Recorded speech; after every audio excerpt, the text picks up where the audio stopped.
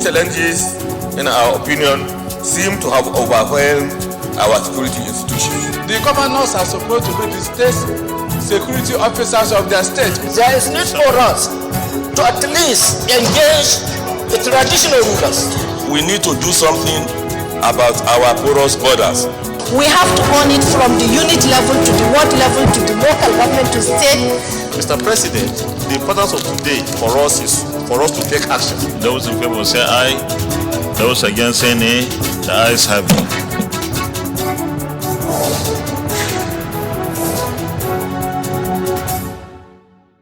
The bill will promote the dignity of serving and former National Assembly legislators. A bill to safeguard the welfare of legislators and parliamentary workers kills second reading.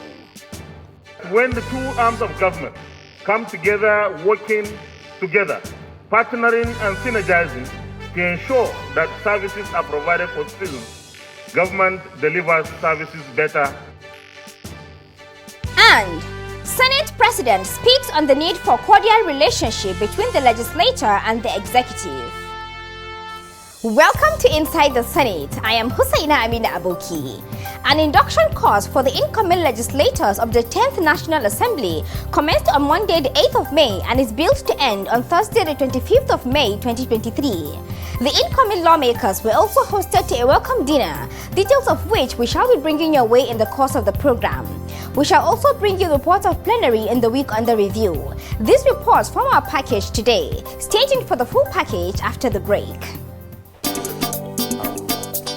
The Senate to send a message to the President to reap opportunities from that Raise a matter of urgent public importance. And we are aware that when this particular motion comes up for a longer term development, arise to second the motion. Those in favor of this prayer say aye. Those against say nay. The ayes have it.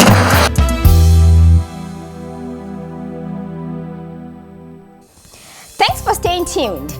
The Senate President on Wednesday the 10th of May 2023 read a letter from President Muhammadu Buhari seeking approval to access the sum of $800 million as loan from the World Bank to scale up support and the financing of the National Safety Net Program for the benefit of the poor and vulnerable Nigerians.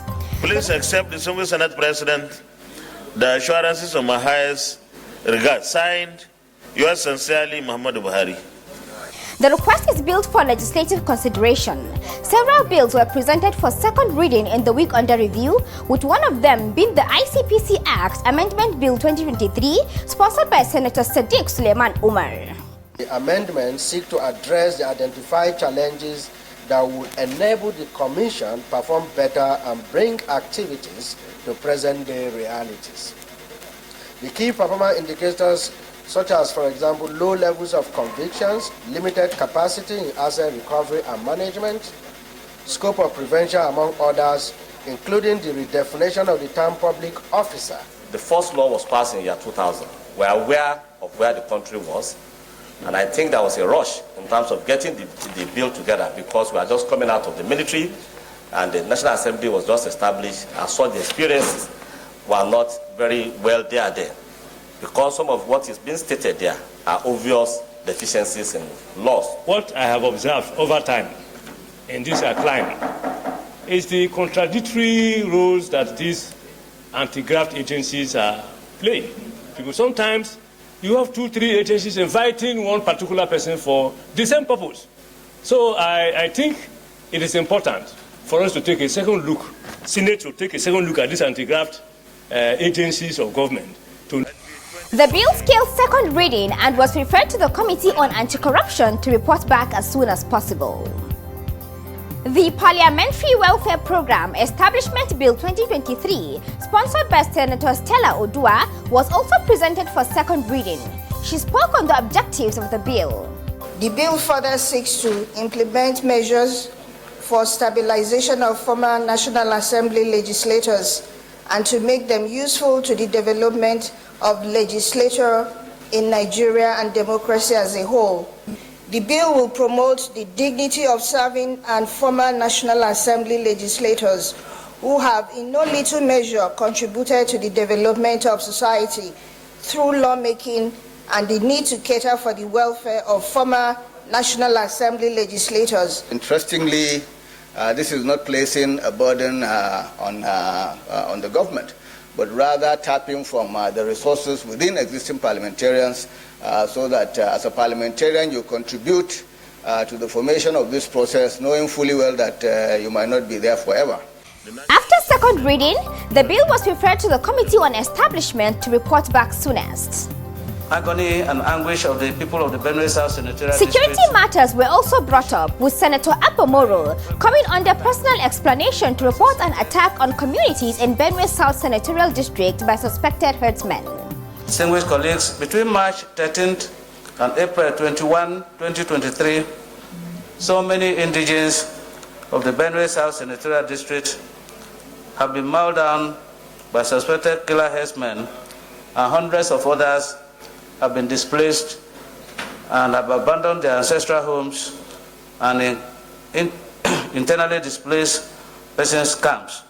The Senate, in adopting the motion, resolved to urge more action on the part of the nation's security agencies.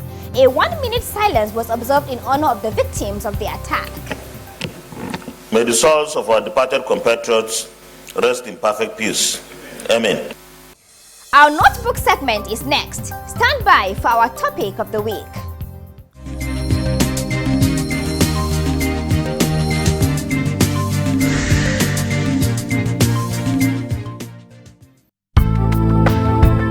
The gavel is a mallet used by the presiding officer during the Senate plenary or a committee proceeding for commanding attention, announcing the end of a deliberation, or confirming a legislative action.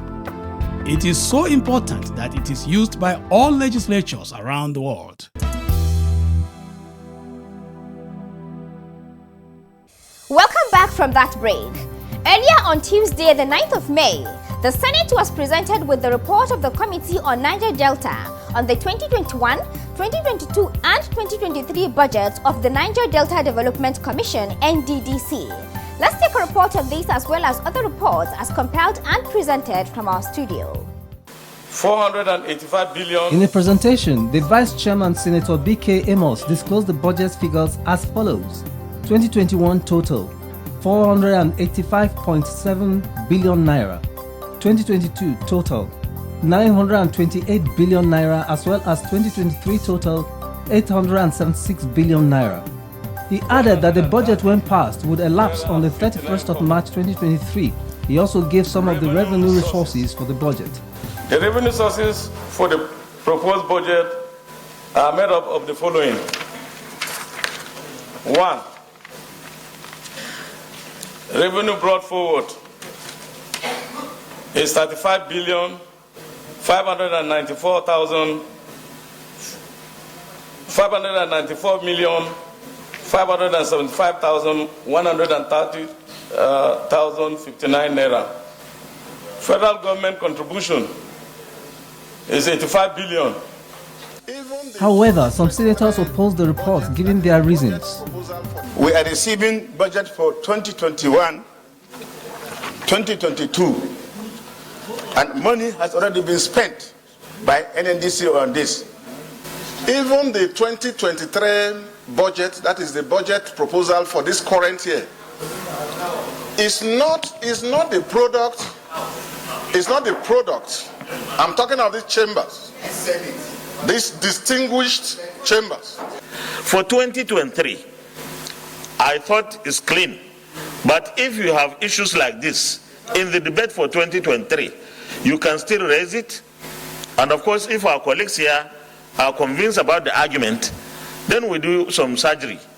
After debating the matter, it was resolved that an ad hoc committee be constituted under Senator Yusuf Abubakar Yusuf to investigate the matter and report back as soon as possible. The Senate also considered some committee reports for the passage of bills at third reading. One of such is the report of the Committee on Agriculture and Rural Development on the Agricultural Research Council Act Amendment Bill 2023, presented by the Chairman, Senator Yahya Abdullahi. The overall objective of the bill is to provide a legislative framework to support the amendment of the Agricultural Research Council of Nigeria Act, Cap A12 Laws of the Federation of Nigeria 2004 as amended, to make provision for the establishment of Federal College of Precision Agriculture and Irrigation Technology, Yamiti Auyo, Jigawa State. The Agricultural Research Council of Nigeria manages the colleges of agriculture for middle-level manpower development. And it is very critical that we have this, given the fact that increasingly we are having water resources shortages, and of course, having a precision agriculture and irrigation technology training for middle-level manpower is a very, very critical addition to achieving what is now being called climate-smart agriculture. The report was considered in the Committee of the Whole, following which it was read third time and passed. Those against any answer. The committee adopted the following methodology. Also considered was the report of the Committee on Trade and Investment of the Federal Produce Inspection Services Enforcement of Expert Standards Establishment Bill 2023, sponsored by Senator Seidu Alkali. The bill seeks to 1. Enforce grade and quality standard of produce community for export before shipment. 2. Monitor and inspect produce and commodities for export before shipment. Boost international trade to generate revenue for government through commodity exportation and payment of requisite taxes and rates. 4. Ensure that the produce and commodities to be exported from Nigeria complies with produce global standard requirement. 5. Ensure that effective coordination of produce activities is maintained and sustained. This bill, Mr. President, is a bill that is commended and should be commended, and I think, Mr. President, we should do everything possible to accelerate the passage, and the President has sent his signature, his assent, so that this bill can become a law in this country. The bill report was then considered clause by clause in the Committee of the Whole, read a third time and passed. Clause 11 to 15 stands part of the bill. Say aye. Those against any, the ayes have it.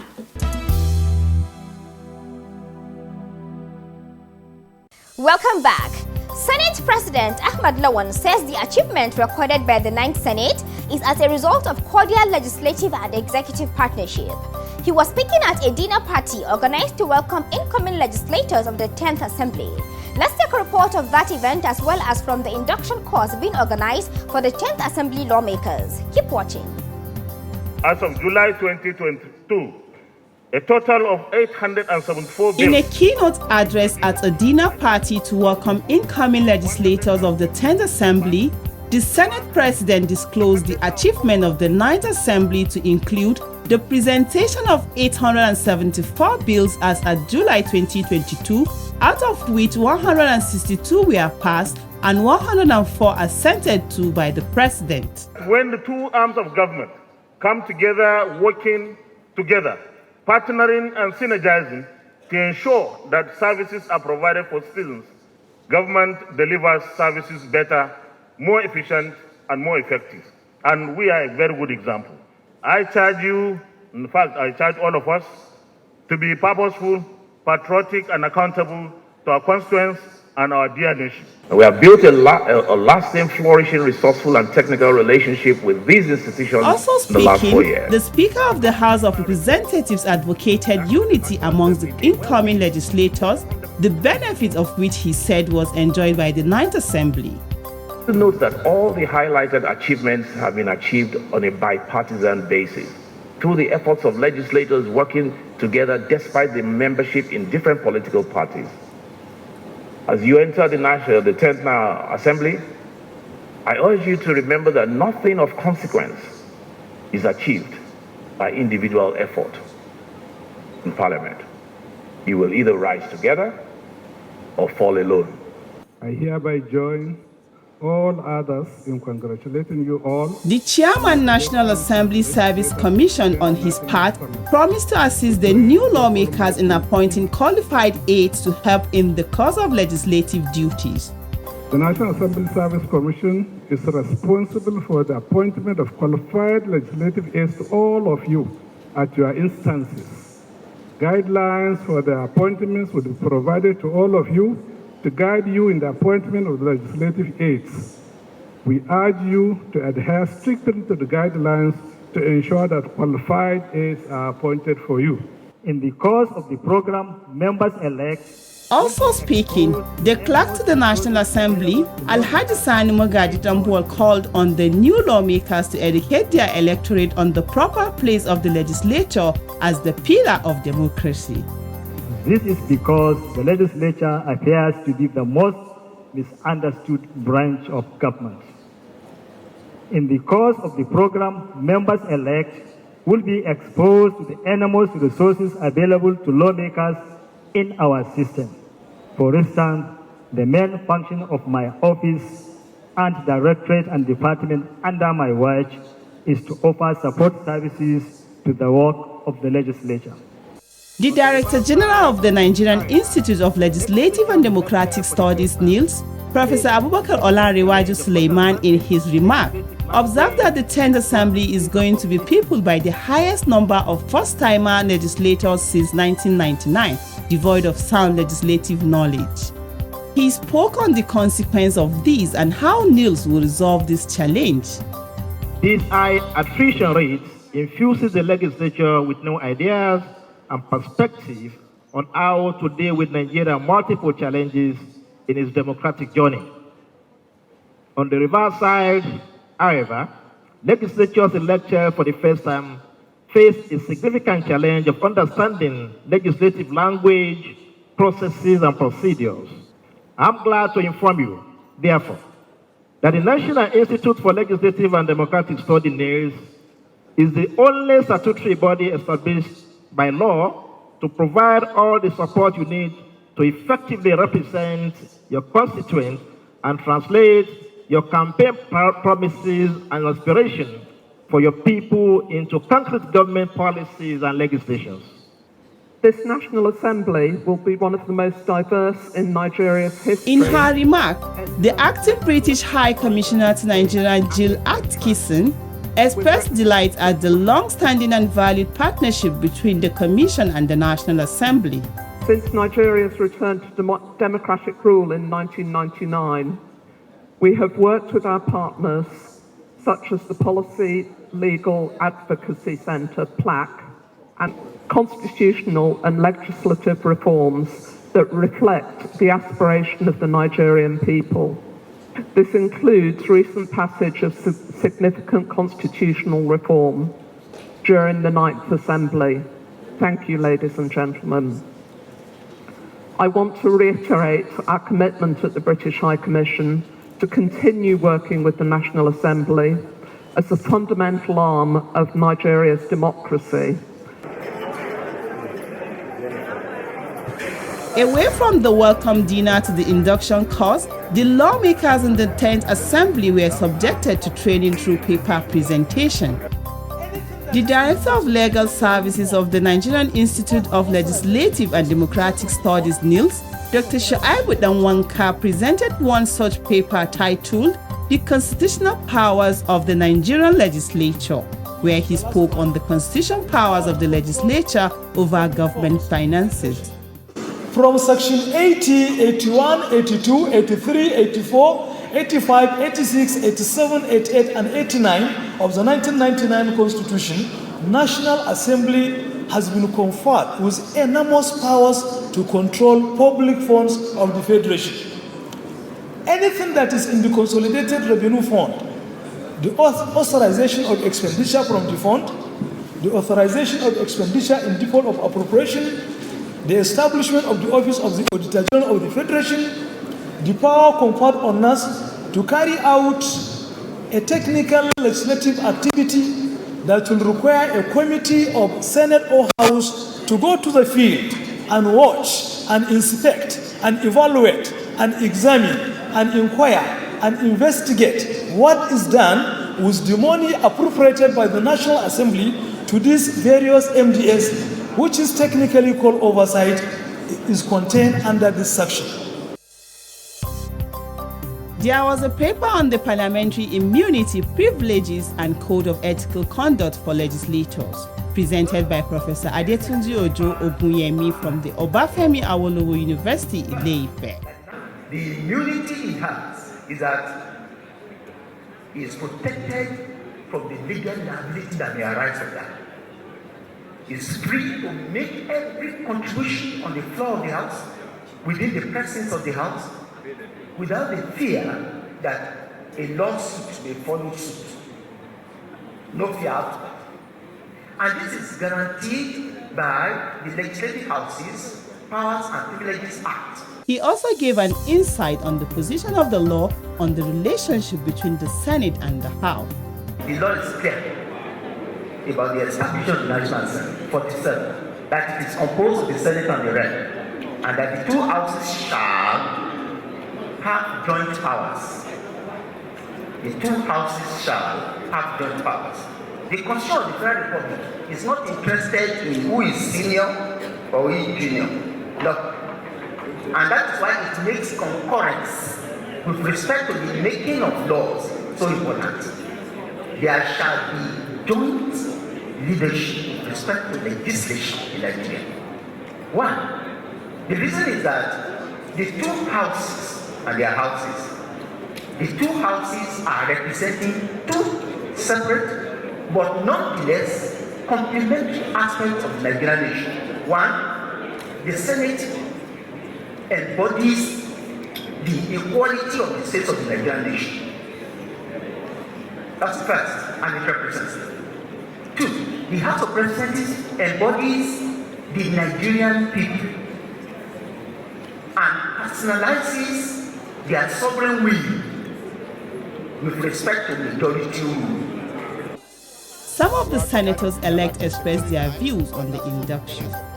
But the induction is meant, in my view, not only for freshers, but for whoever you are. There's always opportunity to learn and above all to share experience by allowing people to have the kind of interactive section. So that allows people to ask those things that the lecturer may not have spoken to. I think it's useful. It is very rich, very interesting, and it adds value to what we are planning to do in 4 years. Inshallah. It's been very nice, and has also provided us opportunity to meet our colleagues from other states.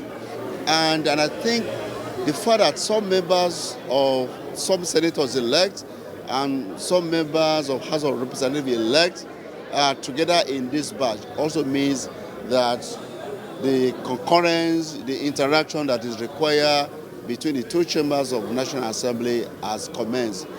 We will take our profile segment now. Stand by for our Senator of the Week.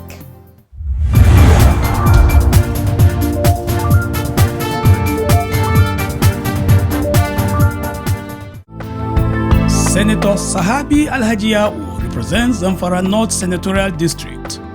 He was elected to the Senate in 2007 under ANPP and served till 2011, after which he transferred loyalty to PDP. He contested again in the 2019 general elections under PDP, the result of which suggested that he, along with other PDP contestants, lost. However, a court ruling gave them victory, as a result of which he returned to the Senate. In the 9th Senate, Senator Sahabi Alhaji was the deputy minority leader, a position he abdicated following his defection to APC. He is also a member of several committees. His legislative interests include education, security, and agriculture.